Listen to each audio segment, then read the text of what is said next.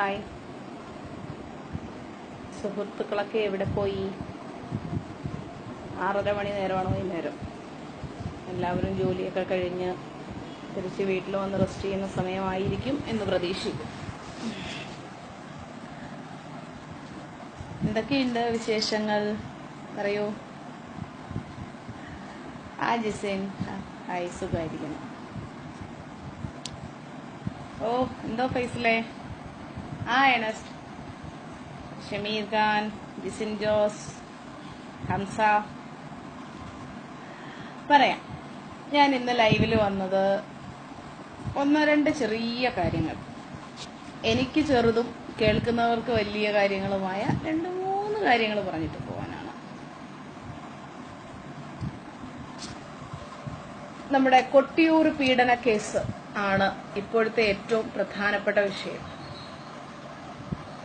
16 വയസ്സുള്ള പെൺകുട്ടിയെ പീഡിപ്പിച്ചു, വികാരി അച്ഛൻ പീഡിപ്പിച്ചു, കുട്ടി പ്രസവിച്ചു, കുട്ടിയെ അനാഥാലയത്തിൽ കൊടുത്തു. ഇതൊക്കെ വാർത്തയായിട്ടും ഓൺലൈൻ മീഡിയാസ് റിപ്പോർട്ട് ചെയ്യുന്നതായിട്ട് നമ്മൾ കാണുന്നുണ്ട്. അപ്പൊ ആദ്യ സമയങ്ങളിലൊന്നും ഞാൻ ആ പെൺകുട്ടിക്ക് വേണ്ടിയിട്ട് പ്രതികരിക്കുകയോ ഒന്നും ചെയ്തില്ല. അപ്പൊ എന്റെ അടുത്ത് ചോദിച്ചു, ഇരയ്ക്കൊപ്പം നിൽക്കാതെ വേട്ടക്കാരനൊപ്പം നിൽക്കുകയാണോ നിങ്ങളെന്ന് ചോദിച്ചു. പലരും ചോദിച്ചു. ഞാൻ അതിന് വ്യക്തമായ മറുപടി കൊടുത്തില്ല. എന്നാൽ ഞാൻ ഇരയ്ക്കൊപ്പമോ വേട്ടക്കാരനൊപ്പമോ അല്ല. കാരണം അവൾ ഒരു ഇരയല്ല. ആ കുട്ടി എങ്ങനെയാണ് ഇരയാകുന്നത്? കുറെ കൗമാര സമയത്തെ പൊട്ടത്തരങ്ങൾ, കാണുന്നതെല്ലാം പ്രണയമാണെന്നോ കാണുന്നതെല്ലാം ഇഷ്ടമാണെന്നോ അല്ലെങ്കിൽ ഇതെന്താ സംഭവിക്കുന്നതെന്നോ തിരിച്ചറിവില്ലാത്ത ഒരു പെൺകുട്ടി അതിനെ വേട്ടയാടണം. ഓടി രക്ഷപ്പെടാനെങ്കിലും കഴിയുന്നതിനെ ആയിരിക്കണം വേട്ടയാടുന്നത്, അല്ലേ? ആ വേട്ടയാടിയത് ഒന്നിനും ശേഷിയില്ലാത്തൊരു കുഞ്ഞിന്. അതിനുശേഷമോ സഭയ്ക്കെതിരെ സംസാരിക്കാൻ ഭയന്നിട്ട് 2 മാതാപിതാക്കളെ അവർ വിലക്കെടുത്തു. 5 കുഞ്ഞുങ്ങളിൽ മൂത്തവളെയാണ് ഇത്തരത്തിൽ നല്ലിടയൻ പീഡിപ്പിച്ചു പോയത്. 100 ആട്ടിൻകുഞ്ഞുങ്ങളിൽ ഒന്നിനെ കാണാതെ പോയാൽ അതിനെ കിട്ടും വരെ തിരഞ്ഞുപോയി കണ്ടുപിടിച്ചു കൊണ്ടുവരുന്നത് കൊണ്ടാണ് ഇടയൻ, നല്ലിടയൻ എന്ന് വിളിക്കപ്പെടാൻ അർഹതയുള്ളത്. അല്ലാതെ 100 എണ്ണത്തിൽ 1 എണ്ണത്തിനെ അടിച്ചുമാറ്റി സ്വന്തം കിടപ്പറയിൽ എത്തിക്കുന്നവനെ ഇടയനെന്ന് വിളിക്കരുത്. അവനെ വിളിക്കേണ്ടത് വേട്ടക്കാരനൊന്നല്ല, സാത്താൻ എന്നാണ്. അതെ, കൊട്ടിയൂർ പീഡനത്തിലെ ഫാദർ വികാരിയെ വിളിക്കേണ്ടത് ഫാദർ വികാരി എന്നല്ല, സാത്താൻ വികാരി എന്നാണ്. Lucifer, the real Lucifer. സഭാവസ്ത്രമിട്ടുകൊണ്ട് പെണ്ണ് പിടിച്ച ലൂസിഫർ, അയാൾക്ക് ആ പേരാണ് ചേരുക. അയാളെ അങ്ങനെയാണ് വിളിക്കേണ്ടത്. എന്തിനു വേണ്ടിയാണ് ഇയാൾക്ക് ഇത്ര കാമപൂർത്തീകരണം തീർക്കാൻ? ഇത്രയ്ക്ക് അയാൾക്ക് അടക്കാൻ വയ്യായിരുന്നുവെങ്കിൽ ഇയാൾക്ക് വല്ല ബോംബെയിലെ ചേരിയിൽ പോകണമായിരുന്നു, ഇല്ലേ? സഭാവസ്ത്രം ഊരിക്കളയണമായിരുന്നു. ഇത്തിരിയില്ലാത്ത ഒരു കുഞ്ഞിനെ, ഇത്തിരിയില്ലാത്ത ഒരു പെങ്കൊച്ചിനെ കൊണ്ടുപോയി ആശാനുസരണം ഉപയോഗിച്ചിട്ട് അവള് ഗർഭിണിയായി. എടോ പൊട്ടൻ പാതിരി, തനിക്കൊരു കോണ്ട ഉപയോഗിച്ചുകൂടായിരുന്നോ? അതിന്റെ ജീവിതം തകർത്തു. അതിന്റെ കൂട്ടത്തില് അതിന് വളർത്താൻ അതിന്റെ തലയ്ക്ക് ഒരു മാതൃത്വം എന്ന ഭാവം ആ 10 മാസം അതിനെ അനുഭവിപ്പിച്ചിട്ട് മുലപ്പാല് പോലും കൊടുക്കാൻ കഴിയാത്ത രീതിയിൽ, നെഞ്ചോട് ചേർക്കാൻ കഴിയാത്ത രീതിയിൽ ആ കുഞ്ഞിനെ വരെ പറിച്ചു കളഞ്ഞ സഭാ നേതൃത്വം. നാണം കെട്ടത്, നാണക്കേട്. സഭ ഇങ്ങനെ അനാഥാലയം ഉണ്ടാക്കിയിട്ടിരിക്കുന്നത് പാതിരിമാരുണ്ടാക്കുന്ന മക്കളെ വളർത്താനാണോ? കഷ്ടമാണ്. ഞങ്ങളെ പോലെയുള്ള ക്രിസ്ത്യാനികൾക്ക്, ഞാനൊക്കെ ജനിച്ചു വളർന്നത് പാരമ്പര്യ ക്രിസ്ത്യൻ കുടുംബങ്ങളിലാണ്. എന്നെ ഇപ്പോഴും ഫിജോ ജോസഫ് എന്നാണ് അറിയപ്പെടുന്നത്. അതുകൊണ്ട് തന്നെ ഞാൻ ഉൾപ്പെടെയുള്ള ആ ക്രിസ്ത്യൻ സമുദായത്തിൽ ജനിച്ചു വളർന്ന എന്തിനാണ് കുമ്പസാരിക്കാൻ കുമ്പസാരക്കൂടിന്റെ അടുത്ത് പോയ സ്ത്രീകളെ ഇപ്പൊ സംശയത്തോടെ സമൂഹം നോക്കുന്നു? നാണക്കേടാണിത്, നാണക്കേട്. എന്നിട്ട് രാവിലെ മാനന്തവാടി ബിഷപ്പ് രാവിലെ ഒരു മാപ്പ് ലേഖനം എഴുതി വിട്ടു. മാപ്പ് ലേഖനം കൊണ്ട് നഷ്ടപ്പെട്ട ആ ഒരു സ്ത്രീത്വം, അവളുടെ മാനസികാവസ്ഥ, ഇതൊക്കെ തിരിച്ചു കിട്ടുമോ? സമൂഹത്തിലെ അന്തസ്സ് തിരിച്ചു കിട്ടുമോ? നഷ്ടപ്പെട്ട വിദ്യാഭ്യാസം തിരിച്ചു കിട്ടുമോ? കഴിഞ്ഞ ദിവസം ഞാൻ കുട്ടിയെ ഏറ്റെടുത്ത അനാഥാലയത്തിലെ കന്യാസ്ത്രീയുടെ ഒരു ഇന്റർവ്യൂ കണ്ടു. നിനക്ക് ഇത് കഴിഞ്ഞ് പഠിക്കാൻ പോകാമായിരുന്നുവല്ലോ എന്ന്. വളരെ ലാഘവത്തോടെ ആ ചോദ്യത്തിൽ നിന്നാണ് മഠം വിട്ടുപോയ സിസ്റ്റർ മേരിയുടെയും സിസ്റ്റർ ജസ്മിയുടെയും ഒക്കെ അനുഭവ കുറിപ്പുകൾക്ക് യാഥാർത്ഥ്യമുണ്ടെന്ന് നമ്മൾ ബോധ്യപ്പെടുന്നത്.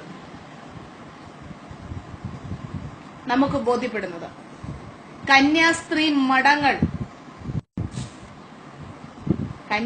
മഠങ്ങൾ തന്നെയായിരിക്കണം. കർത്താവിന്റെ മണവാട്ടികൾ കർത്താവിന്റെ മാത്രം മണവാട്ടികളായിരിക്കണം. അല്ലാതെ കർത്താവിന്റെ ഇടയന്മാരുടെ കൂട്ടിക്കൊടുകാരാവരുത്.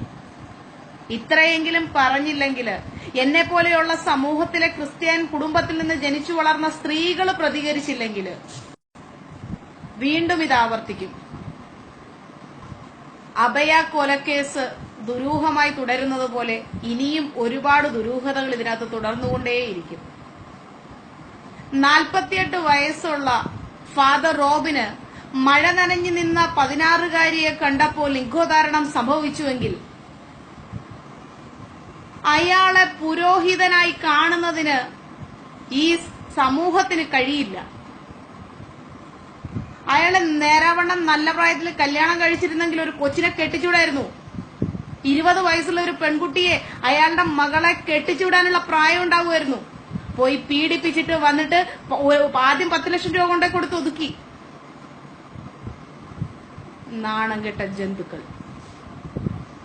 ഇപ്പൊ വരും എന്റെ ലൈവിനെ പൊക്കിയെടുത്തോണ്ട് സഭയെ തെറി വിളിച്ചെന്ന്. സഭയെ തെറിയല്ല വിളിക്കേണ്ടത്, ചെരിപ്പൂരി അടിക്കുക വേണ്ടത്. ഇതുപോലെയുള്ള വിഷജന്തുക്കളെ വളർത്തിയത് സഭയാണ്. ഇതുപോലെയുള്ള വിഷജന്തുക്കളെ പോറ്റിയത് ഈ സഭയാണ്. ഇതുപോലെയുള്ള വിഷജന്തുക്കൾക്ക് കിടക്ക വിരിക്കാനുള്ള ധൈര്യം കൊടുത്തത് സഭയാണ്. ഇത് ചെയ്യരുതായിരുന്നു. ഒരു തെറ്റ് പറ്റിയപ്പോൾ നിങ്ങൾ ഒരു പുരോഹിതനെ തിരുത്തിയിരുന്നെങ്കിൽ ഇന്ന് ഒരു പുരോഹിത സമൂഹം മുഴുവൻ പ്രതിക്കൂട്ടിൽ നിൽക്കേണ്ടി വരില്ലായിരുന്നു. സഭാ നേതൃത്വം പിതാവിന്റെ അരമനയിലെ കട്ടൻ പൊതിയിൽ പൊതിഞ്ഞു പിടിക്കരുത് ഇത്തരം നരാധമന്മാരെ. നാണക്കേട്. എന്തിനു വേണ്ടിയാണ് ഇതുപോലെയുള്ള ജന്തുക്കളെ നിങ്ങൾ വളർത്തുന്നത്?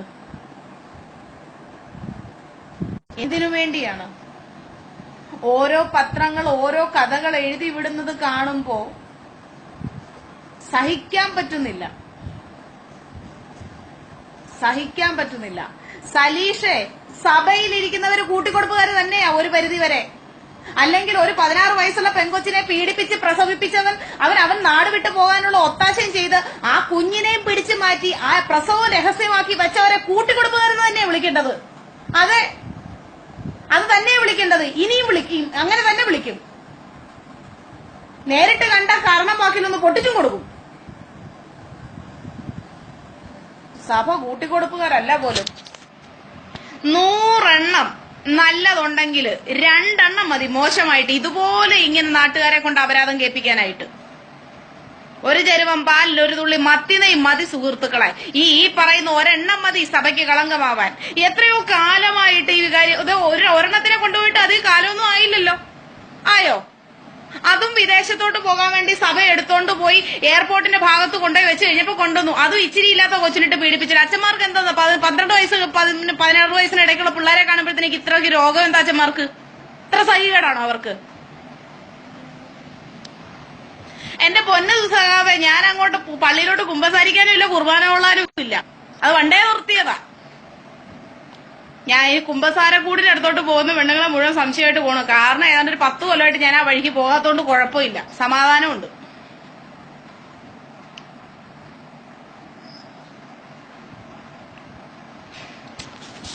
ക്രിസ്ത്യാനികളുടെ മുഴുവൻ കൊണ്ട് ഇതിനൊന്നും വരണ്ട. ഞാൻ ഇത് തന്നെ പറയും, മുഖത്തോക്കി പറയും. കേട്ടല്ലോ? ഈ ഒരു കാര്യം പറയാൻ വേണ്ടി തന്നെയാ വന്നത്. ഇരയ്ക്കൊപ്പോ അല്ല, വേട്ടക്കാരനൊപ്പോ അല്ല. പക്ഷെ ഇങ്ങനത്തെ തന്തയില്ലാത്തരം കണ്ടു കഴിഞ്ഞാൽ ചെകിടടിച്ചു പൊളിക്കും. അതിന് ഏത് ഫാദർ ആയാലും കൊള്ളാം, ഏത് ബിഷപ്പായാലും കൊള്ളാം, ഏത് കന്യാസ്ത്രീ അമ്മ ആയാലും കൊള്ളാം. ഇവരെ പോലെയുള്ളവര് നല്ല പുരോഹിതന്മാരെ, ഈ പൗരോഹിത്യത്തെ ജീവനായിട്ട് കാണുന്നവരെ, ആത്മീയതയ്ക്ക് വേണ്ടി മാത്രം ജീവിക്കുന്ന നല്ല പുരോഹിതന്മാർക്ക് കൂടെ ചീത്തപ്പേരുണ്ടാക്കി കൊടുക്കും. അവർക്കെതിരെ സഭ പ്രതികരിക്കണം. സഭ ഇതിനെയൊക്കെ കോളറിനെടുത്ത് വെളിയിൽ കളയാൻ ശ്രമിക്കുക. അല്ലാതെ മാപ്പവേഷം കൊണ്ട് നടന്നിട്ട് കാര്യമില്ല.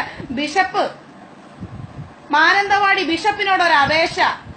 എന്റെ പൊന്നു ബിഷപ്പ് പിതാവെ, നിങ്ങള് ഒരു വെള്ളക്കടലാസ് എടുത്തു വെച്ച് ഒരു പേന കൊണ്ട് 4 വരി മാപ്പ് എഴുതിയാൽ നഷ്ടം തിരിച്ചു കിട്ടുന്നൊന്നുമല്ല.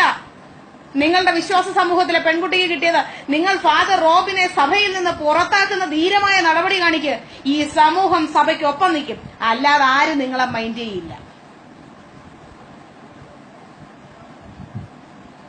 പറയാനുള്ളത് പറയണം. എവിടെയായാലും, സ്ത്രീ ആയാലും പുരുഷനായാലും ചെയ്യേണ്ടതും പ്രവർത്തിക്കേണ്ടതും അത് ഒരേ സമയം ചെയ്യണം.